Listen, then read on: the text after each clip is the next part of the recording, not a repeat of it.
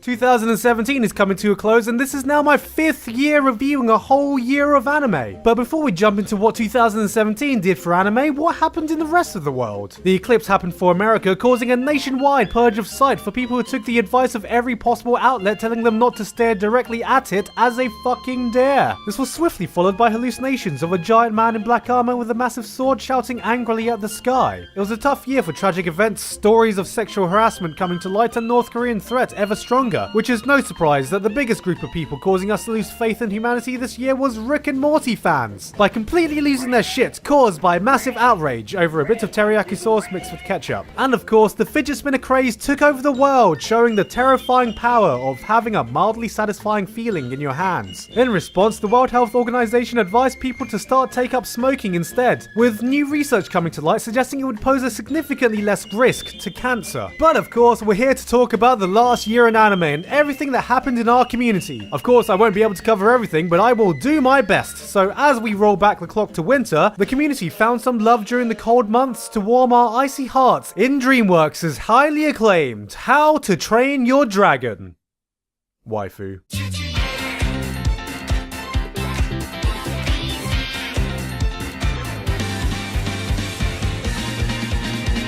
This year started off with some wholesome goodness as Miss Kobayashi's Maid Dragon proved to us that the King of Cute still firmly remains in Kyoto Animation's hands. It was the show that grabbed the community for some reason. I mean, I don't know what's so great about a dragon in a maid outfit. I mean, sure, she's cute and all, but I don't really see why the community would go crazy about this. Look at this dragon, look at her! A lonely adult working woman as she one day finds a dragon at her doorstep who enthusiastically offers to be her maid. And thus we follow the daily life of Kobayashi as along the way she meets an assortment of dragons who all end up growing a close bond to her, wanting to stay by her side, of course making her true name Miss Kobayashi. Stormborn of House Targaryen, Mother of Dragons, Breaker of Chains. Beyond this, it was just a heartwarming tale about family values and how we can find family with the people we meet and spend time with, even if those bonds aren't made by blood. But let's be real here, we all know the true reason we watched the show, as Kana's cuteness dominated the community for that season. Clips and gifs flooded all of social media with Kana scenes, signifying the next level of cute animal videos, detailing these terrifying, ancient, mythical creatures becoming domesticated for our viewing pleasure. Who can destroy the world and bring about the apocalypse? Yes, you can! Yes, you can! On a side note, the official music video for the OP is one of the most unintentionally entertaining things to come out of this, just because this guitarist is the epitome of that unimpressed normie friend you see at anime conventions, being forced into doing this weird weeb shit that he doesn't get. In the rest of the winter, Fuka gave an anime adaptation for a manga that caused major controversy for its pre-existing fans by completely changing major plot points only to diverge entirely by the second half of the show. While many argued the anime was doomed from the beginning without enough episodes to properly conclude the events laid out in the beginning of the manga, it was clear that either way, the adaptation really got hit by a truck. Oh wait. No, it fucking didn't. After much anticipation from its highly successful OVAs, Studio Trigger finally debuted the first full season of Boku no Chibi Potter Academia. Despite the mostly positive reception it received from viewers and the hype it had going for it, it failed to make a big impact on the community, marking the first time fans really felt the effect of a highly anticipated anime being held hostage behind the red bars of Netflix's prison, a pattern that would soon be felt more as the year went by. Yojo Senki gave us another contender for Lolly of the Season with the story of a middle-aged man trapped in the body of a 9-year-old girl during an alternate reality World War I. Yes, Kana has her work cut out as she may have her adorable eating scenes, but how can she possibly compete with the precious smile of crazy rocket lolly Hitler murdering hundreds of soldiers?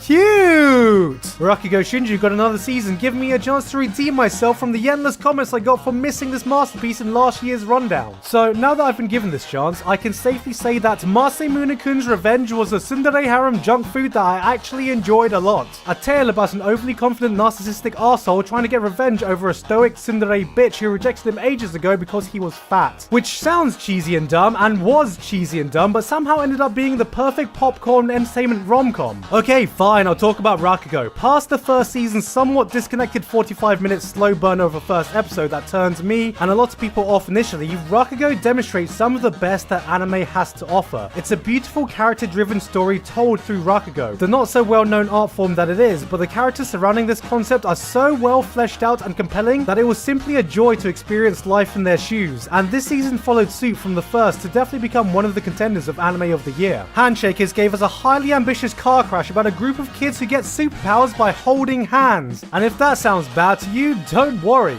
That was the best part of the show. Yes, if the audience weren't put off by enough excessive camera movements to induce motion sickness, then its visual style was so ugly I now have a permanent phobia of badly animated CG chains. Our favourite lovable cast of idiots returned for another season in Konosuba 2, giving us the fun, stupid fantasy adventures that is basically the animated experience of playing Dungeons and Dragons with a group of drunk pissheads. Scum's Wish gave us a drama about a group of scummy people being scummy with each other because everyone's in a relationship where they'd rather be with someone else. That's right, it's an anime set in Cuckfield where it's always NTR o'clock, so of course with such a recipe, it was only ever going to end one way. Yep, it's the return of everyone's favourite old friend. If you're happy, happy, happy, clap your hands. And finally, the surprise hit of the season came with Kimono Friends, which took Japan by storm, with its depiction of cute little anthropomorphized anime girls, to which my first thought was, wow, I fucking wonder why. But the series turned out to be a light-hearted original experience for anime that no one expected, fueled by the fact that during a promotional run at a zoo, one of the cardboard cutouts caught the affection of a lone penguin. Grape-kun. Yes, the story of Grape-kun and his waifu exploded on the internet, and how could it not? It's fucking adorable, as of course the internet has never had any obsession with any animal ever before. Unfortunately, a few months later, Grape-kun did pass away, and of course the anime community mourned at the loss of one of our own, showing that our love for waifus transcends gender, belief, and species. Rest in peace, Grape-kun. Jesus may have died for our sins, but Grape-kun died for our waifus. As spring rolled around, there was much anticipation in the air as two of the hottest properties in the last few years were back and vying for the top spot in the battle of Season 2s. One was the old king finally back after many years of anticipation, and the other was the new kid on the block continuing to make a name for themselves in this new era. That's right, the boys were back in town.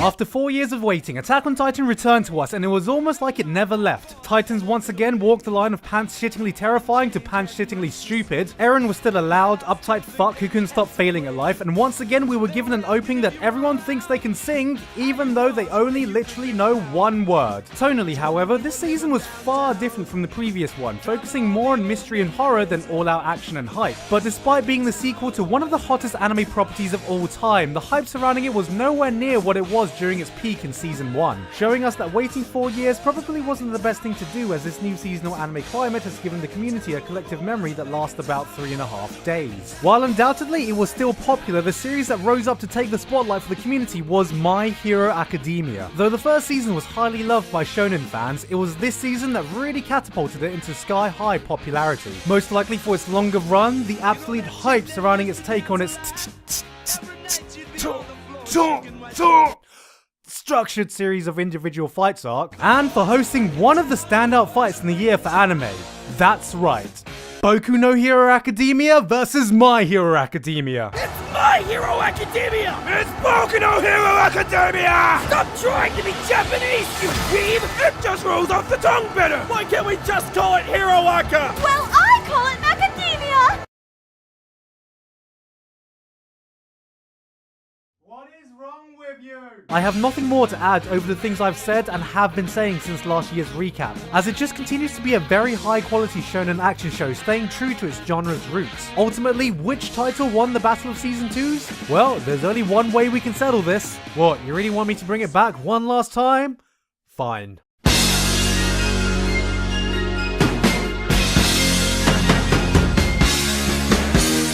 Structured series of individual fights!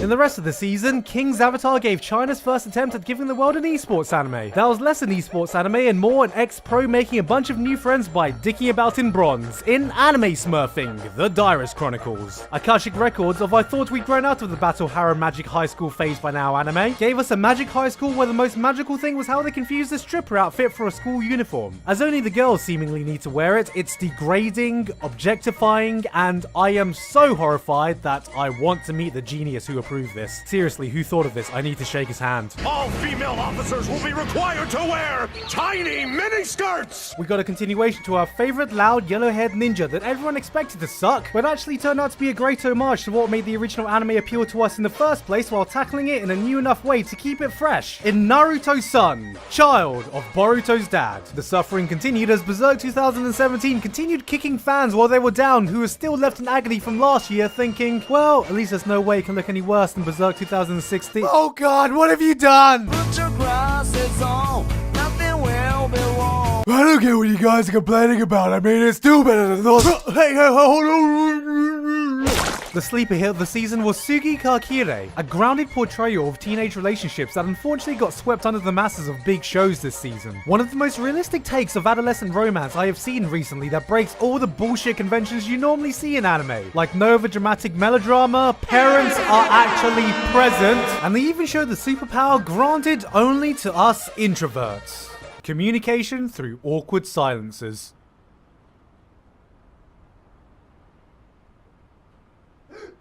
I know the feel, bro. Meta was taken to a whole new level as recreators gave us a show about anime and game characters being transported to the real world and meeting their creators. Yes, we had Budget Saber meeting her author, should have been a Monogatari villain versus should have been a JoJo character, and Madoka Magica causing collateral damage with her completely OP friendship powers. God, I love this fucking show. The only thing missing was for an isekai character to be transported to their world where he would get confused thinking he was transported back to his home world. Kado, the right answer, gave us an interesting thought experiment of how easy it would be to advance the human race given new technology that could give us infinite resources and understanding of our universe. While interesting, it was obviously very unrealistic, as in reality it would never be this stupidly difficult to unite the human race under a technology that everyone would be able to use equally without being controlled by people for their own gain. Sword Oratoria, Is It Wrong to Pick Up Girls in the Dungeon on the side gave us a side story to Dan Machi featuring not Hestia. But even this season it had competition for most overly convoluted title based on a light novel as What Do You Do at the End of the World? Are You Busy? Will You Save Us? Question marks included attempted its best to go over the word count limit for new anime titles on Mao. And finally, Eromanga Sensei exploded onto the scene, giving us the harem, incest, bait, lolly fan service absolutely none of us asked for, but we all watched anyway. Of course, following from Orihimo, it would have to do something special to make waves in the community, and that it certainly did. Combining elements of the absolute lowest parts of anime into one show and taking it just that level beyond. It was tasteless, it was pandering, it was downright questionably illegal. And just when you think it couldn't get any lower, it asks you to hold its beer while it jumps in the dumpster to take us further below. Hi! おちんちんおちんちんおちんちんおちんちん大好きですけど Despite the fact it was an absolutely awful show, we just couldn't stop watching before somehow enjoying the experience, then accepting it for the awful garbage that it was. And for better or worse, this year would not have been the same without it. Thank you, Eromanga Sensei, for providing us with such entertainment over the years and an endless well of memes. Thank you for uniting us and making us realize that we are all just a bunch of degenerates at heart. Goodbye, respectable taste in anime. Hello, FBI registry. The otaku fandom have spoken again, and the final answer to the rest of the world is that anime is trash. And so are we. See you in part 2. Hey guys, hope you enjoyed the video. If you would like to check out all the previous anime year in reviews, click on this playlist here, just to check out just how much anime has changed in the last 5 years, as this is my 5th year doing it. And if part 2 is out, the link will be right over the video I've put here as a placeholder, which should hopefully be in a few days. Anyway, that's it from me. I will see you guys later.